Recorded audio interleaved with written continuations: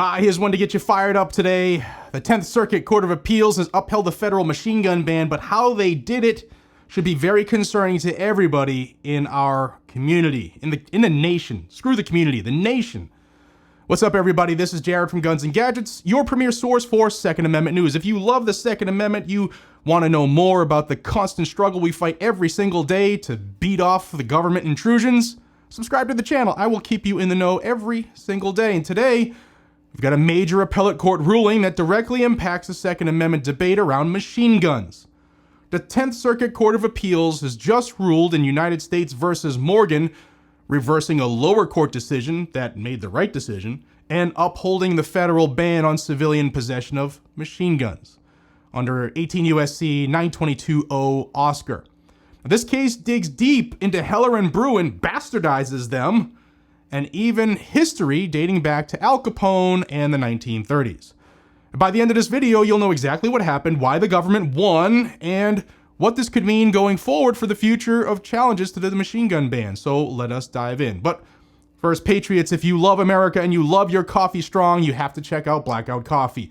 This isn't your average store-bought brew. It's premium small batch roasted coffee made right here in the U.S. by people who love freedom as much as you do.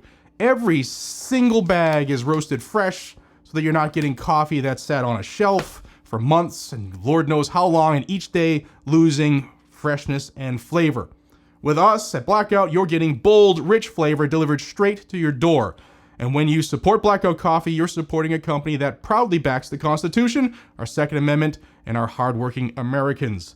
We give money to groups like Gun Owners of America and Firearms Policy Coalition and Second Amendment Foundation. If you buy their roasts that we do, $2 of every item you buy from them goes right back to them to sue the government. So start your mornings the right way with coffee that tastes as good as freedom feels. Head over to blackoutcoffee.com/GNG. Links are down below and in the pinned comment, and use code GNG10 to save 10% on your order. Blackout Coffee, wake up like a patriot. All right, guys, back in October 2022, police in Kansas pulled over a vehicle where a man named Tamori Morgan was a passenger. This is one of those cases where we have a challenge to the law that we all want to be shattered, yet the person, the subject of the challenge, isn't necessarily the best. That was the same, remember the situation of Rahimi that I documented for well over 2 years. There's another one here with Tamori Morgan. Inside the vehicle, remember he's a passenger, they found an Anderson Manufacturing AR-15 that was configured as a machine gun, a Glock handgun in .357 with a Glock a Glock switch, which we all know is a conversion device that allows pistols to fire full auto, right? And on top of that, investigators had a Snapchat video showing Morgan firing a Glock with a Glock switch attached in full auto mode, right? Okay, so breaking several federal laws, right? People are going to say, oh, it's a terrible person to bring this case. However, if the law is unconstitutional for one, it's unconstitutional for all. If you don't believe that, sound off down below in the comments. I'd love to hear your opinion. Because, yeah, even though this dude's a criminal, the law is unconstitutional.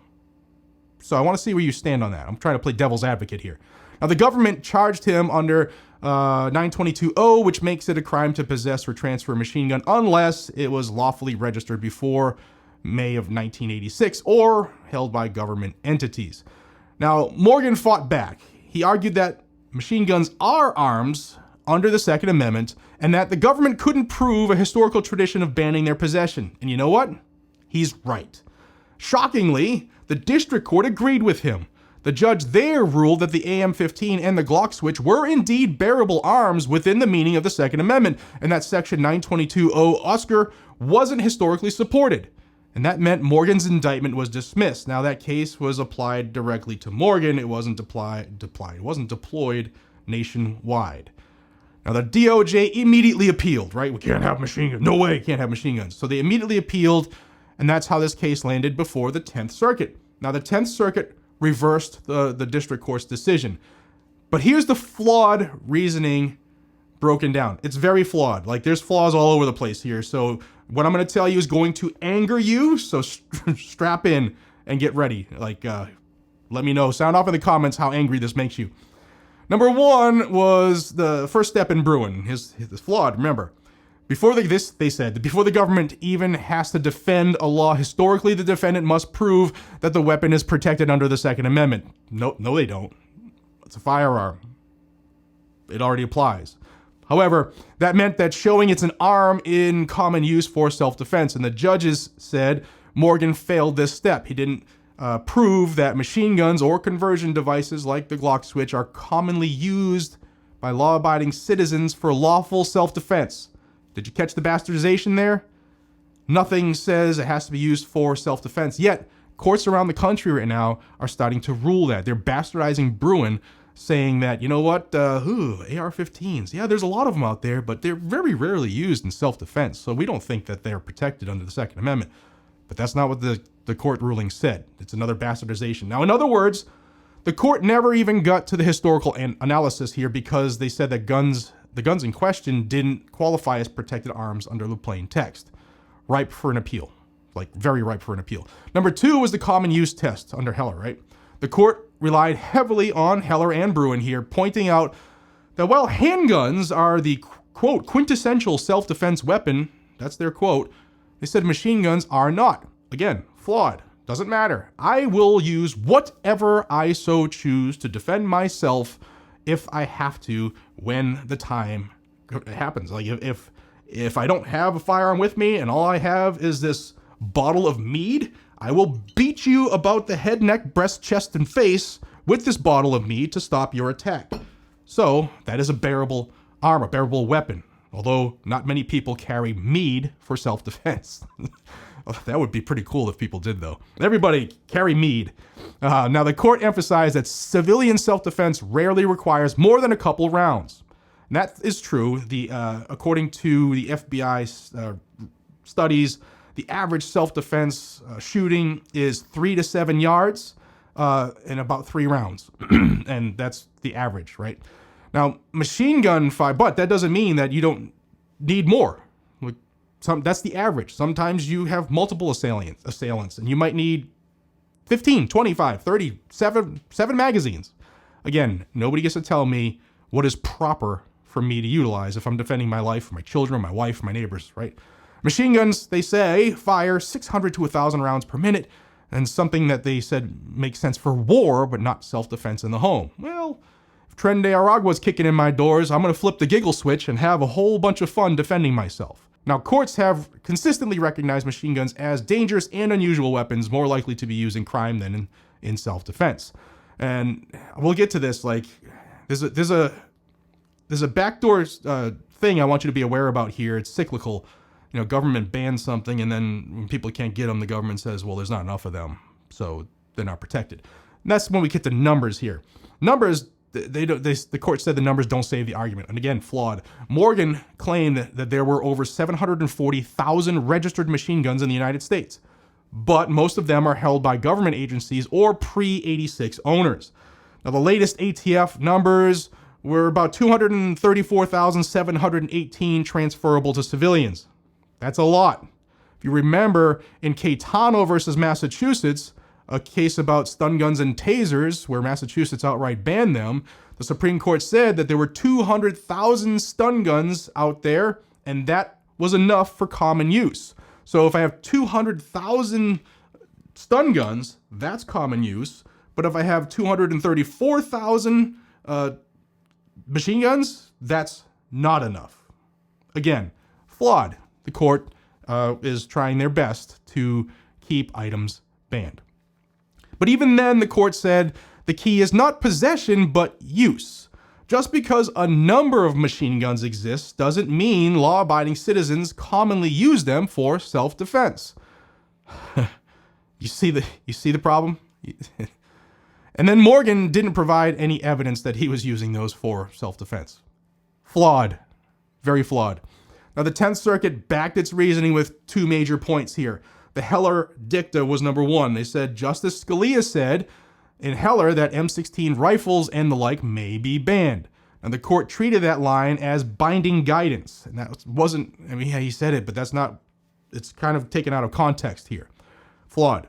Now, they also used machine gun history, and they said from the 1920s to the 30s, think the St. Valentine's Day Massacre and gangsters like Al Capone. Well, they said machine guns became infamous as criminal weapons. So everyone else for the rest of time will pay. Now, Congress responded with the National Firearms Act of 1934, taxing them nearly out of civilian hands, and later the 1986 Firearms Owners Protection Act, FOPA, which froze civilian machine gun ownership, basically. That's known as the Hughes Amendment. Now there was even an issue passing the Hughes Amendment. It passed via a voice vote, which is the yeas and nays verbally, and it was very close. Like, it wasn't like, 200 yeas and just like 4 nays. And a senator even asked for a roll call vote on that to put everybody on record, and they don't want to be on record banning guns. None of them do. So that somehow that the roll call vote never happened. That was an error in policy, not an error in law. So I don't know if it can ever be challenged or changed or addressed, unless it's by Congress. And by Congress, I don't think they're going to do it. Congress repeatedly said that the purpose was to keep them out of the hands of criminals, and the courts have continued to affirm those laws for nearly a century now. So what does this decision mean for gun owners and the fight over 922-0, the ban? Well, for now, the 10th Circuit has joined the chorus of other federal courts saying the Second Amendment doesn't cover machine guns. And that means Morgan's indictment is reinstated and he'll face trial now. Now, the court shut down the common possession argument. Just owning them in small numbers isn't enough. There must be common lawful use for self-defense. Flawed. 100% flawed.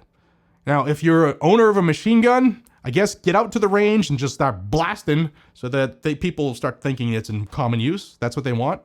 I don't know.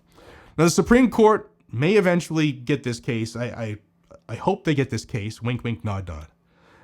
Already, there are other cases like Bridges in the 6th Circuit and Bianchi in the 4th Circuit that are circling around with the same issue. But the trend here is clear. The courts are holding machine gun bans as constitutional when they're clearly not. Now, many in the gun rights community argue that the 1986 ban itself prevented machine guns from ever being common. Remember I told you they banned something and then they say that it's not enough? Well, in other words, the government created the scarcity. Then they turn around and say, see, they're not common. See what we did there? Now, it's a circular argument, and it's one that groups like Gun Owners of America and Firearms Policy Coalition and the Second Amendment Foundation will no doubt keep pushing. But as of now, the courts are sticking with Heller's language, saying that machine guns like the M16 fall outside the Second Amendment's protection. So here's the bottom line. The 10th Circuit has reversed course and said that the machine gun ban stands, at least in this case. It's another major ruling that reinforces the divide between arms in common use, like handguns and AR-15s, versus weapons that the courts consider dangerous and unusual, like machine guns. What do you all think? I've given you several questions in this video. I've given you several items that are flawed, and I want to hear what you say down below. Should the Second Amendment protect machine guns just like any other firearm? My position is, duh, absolutely. But what do you say? Do you think the court got this one right? Drop your thoughts in the comments down below. I try to read as many as I can, especially like if I'm traveling. Like, I will just sit there on the plane and read them and just get fired up. But whatever you do, guys and gals, make sure you hit that like button so that this video gets to other people, and subscribe to the channel so that you're in the know. I'm back on my usual schedule because the kids are in school, where I put out 2+ videos a day during the week and then 1+ on the weekend. So subscribe to Guns and Gadgets to stay in the know. Check this channel back frequently. Double check your subscriptions if you're not getting notifications, and share the video so that more folks stay informed. Because as always, you won't hear this anywhere else, right? You're not going to hear CNN tell you about this. Fox isn't covering this, but JR to Guns and Gadgets is. Guys and gals, stay free. I'll see you on the next one. Take care.